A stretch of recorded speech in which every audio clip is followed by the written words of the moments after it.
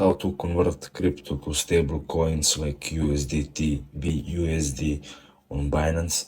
I will show you this tutorial on PC, but you can follow up with any other device like your phones, because method is very similar. So let us start now by opening a Binance application. There is a quick shortcut for this.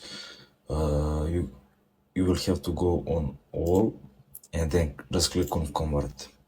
Now this will open a new page with instant tab. You can now select what coin do you want to convert to. For example, I have here USDT. Select 50 euros and application will automatically select it. Now you can click on this yellow button and as you can see here, I don't have this balance, so I can't convert, but you will have to submit here, and if you have two-factor authentication, you will have to do that also. Now you can also do this on browser. So we are here on browser.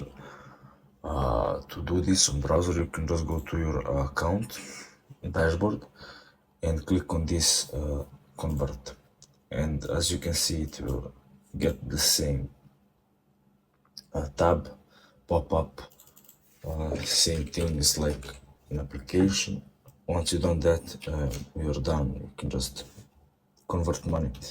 So thanks for watching and see you in the next video.